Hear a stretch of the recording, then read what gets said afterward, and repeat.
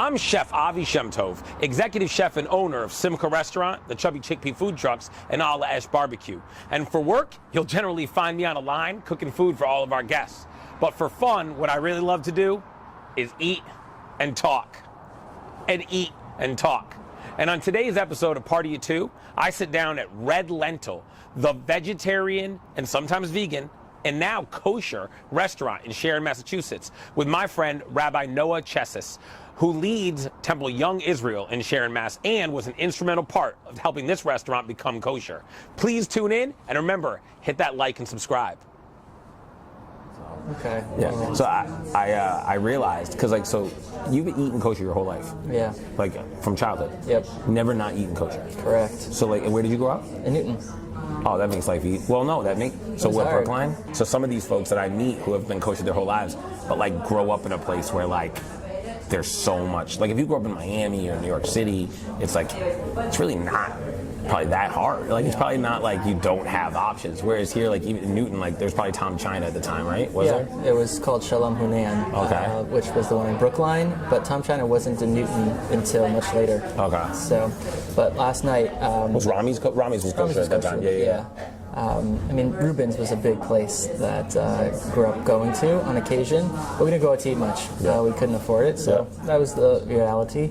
But last night, there was a family that ate here from our shul, and when the kids came over and said it felt wrong eating a pizza, in a restaurant in the middle of Sharon, but it tasted really good, And I said, I'm so glad that you can have a normal experience. Yeah. You deserve it, right? And that's see, what to this me, was all about. This doesn't work. Yeah. I don't know what will, because again, it's an opportunity for that kid to go out to eat at a place that they're non-kosher keeping, maybe even non-Jewish. Yeah. Community members will come to. It provides grand opportunities for people to experience the delicious food. Yeah. And one of the members of our synagogue mentioned to me that he has an annual lunch that he takes his staff out, the doctors, the physician assistants, the secretaries, and every year he takes them out and he gets a beer. He doesn't eat, but he treats them out. But he made a reservation here for Tuesday. He's taking out his whole staff. Yeah. It's the first time he's going to eat, and it's not going to feel weird because there are going to be lots of diverse kinds of people here. Yep. And Sharon is the kind of place that could really support this ideologically, that we are open to Jewish and Indian families, which share a lot of common values. Without a doubt. In terms of prioritizing family and modesty and community. So there's a lot of education. Yep. So there's a lot of overlap in terms. So my wife and I moved back to Sharon. Because of the influx of cultures like Chinese Americans or Chinese people, Indian Americans, Indians, and as opposed to, so when I graduated from high school in 2002, 76% Jewish, Sharon. Wow. That's not a world that I wanted to raise my kids in. I want them around Jewish people. I wouldn't have gone somewhere where there weren't Jewish people. But I also don't want them to grow up in a bubble. I remember experiencing anti-Semitism for the first time at college, and literally being floored.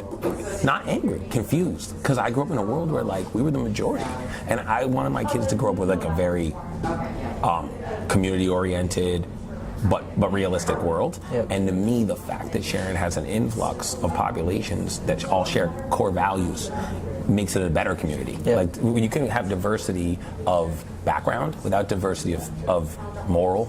You should have diversity of thought, but there should be a core understanding of the important things in life, like treating each other well. Yeah. And I think that all those communities do that very well also. So I think this restaurant definitely is a place where that will serve very well all of those communities. I think there's a foundational overlap, a natural overlap, which will make this recipe a successful one. Yeah, and I think even if you're a Jewish person who doesn't keep kosher personally, but you do things like order food for your staff, things like that, you should spend your money at a place that provides an opportunity for your neighbor, for your community member. I do believe that, because even though I own restaurants that would love those orders, the reality is if you just using other synagogues as an example where maybe their base isn't all kosher keeping, still like ideologically support a place that actively made a choice to be inclusive. Right. To me, that's a pretty powerful, and I mean, I know firsthand from, I look at my books, that's a choice that like I can't make. And to look at someone who would take that leap and take that on when they very easily could say no, like these folks could. It's funny because I think sometimes if the owner, like people think of, like I lean towards a certain clientele because of what I look like or what my religion is. I think sometimes it's easy to see like Indian owners and think like, oh, the Indian clientele. But it's not an Indian restaurant. It's not. That's right. a misnomer. I think 100%. Even the Jewish community now are thinking, oh, we're going to get a kosher Indian restaurant. It's not. Right. So the sign is very clear, vegetarian, vegan. So there's a food truck. There's a food truck in the city called Chicken and Rice Guys, and the owner is Asian, and the food is in the same vein as the halal trucks in New York City. It's Middle Eastern. Yeah. And when I first joined the food truck program, I was a year ahead of them or so. But for the first 3 years we were there together, there was a rule in place: no two trucks of the same concept can vend. So in the lottery, if I take a place, another falafel truck can't take that place at the same shift. And they were marked as not being allowed to vend with Asian concepts, but could vend next to me. And the owner just like looked at me. We both laughed because I'm like, it's because he's Asian. Yeah. Like, what are you doing? Yeah, what a bad mistake. It's, and he had to such a explain. stereotype.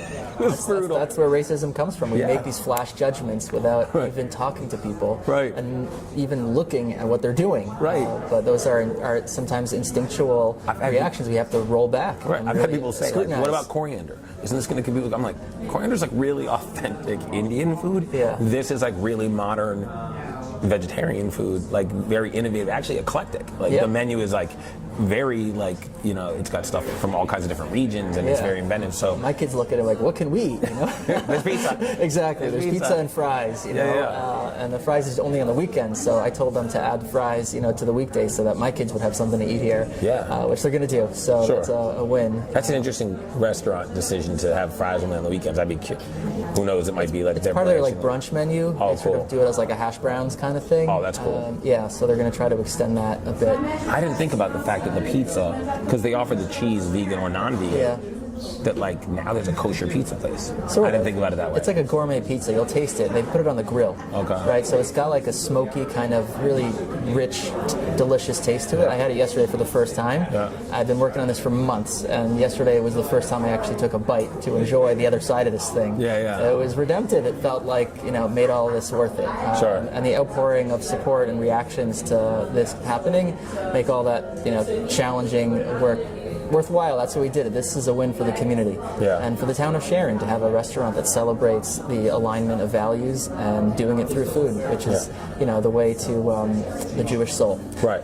And honestly, like as somebody who lives here in Sharon and isn't an Orthodox Jew, I think that one thing that's very cool, and I think Sharon actually does this really well, not just with our rabbis, but also with priests and other religious leaders, is that like you're a community leader, not really just for your community. And I think like to your point, like there's even like a restaurant like this, but just in general, like there's always this idea of like how it all fits together. How is it a puzzle? How does one community add value to the other community and whatnot? So, to me, that makes a lot of sense.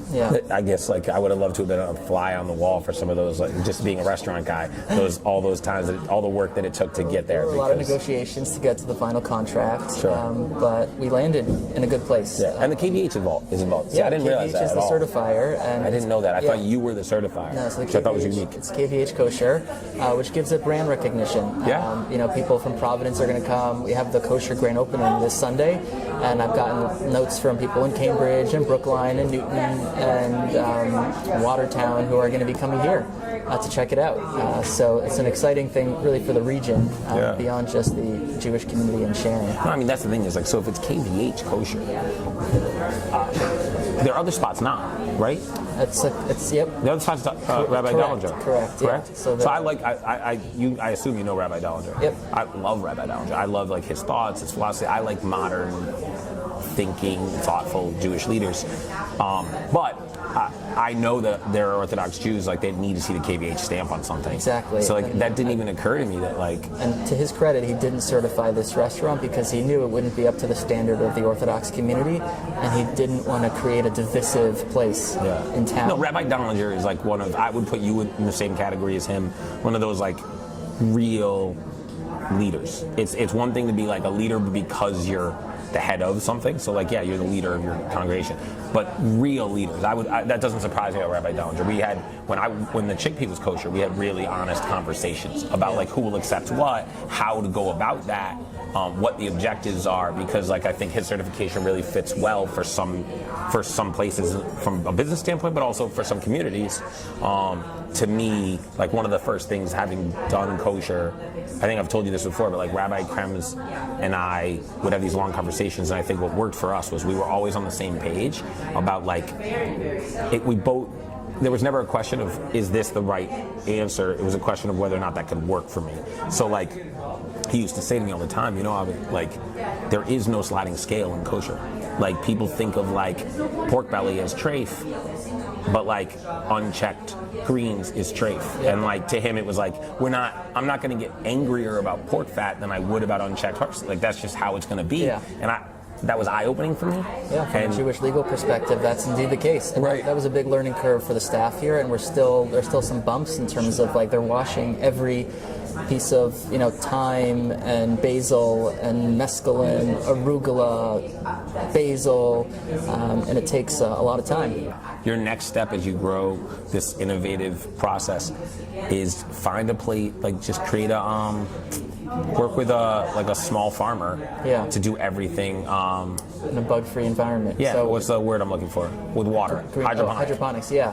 So there is a farm that we're starting to work with. I'm just pulling up the name here. Fresh Box Farms. It does that. And so, right now most of our work here is washing produce. Right. But if we can order from a place that grows it in a bug-free environment, then we can skip some of that. So it's more expensive. And make but the quality, if you accept that you're going to do it the right way, then you have to accept that what you're paying for is now a lower quality because it does degrade it. Yep. So while it's more expensive, it's more expensive than buying like for someone like me who's not going to then go through that process. Yeah. But if you're accepting you're going to go through the process, you're so paying to not have to destroy it. Or the product cost. Right. But last night, the restaurant owners told me it was their busiest Thursday night since they opened. I mean, that's going to happen a lot. And that's going to be a high time for the Orthodox community. But Friday night's also going to be busy, just not with the Orthodox community. So some of their, I think clientele will supplement and complement each other. Yeah. So I think it's a really compelling business model. But ultimately, we have to train the Orthodox community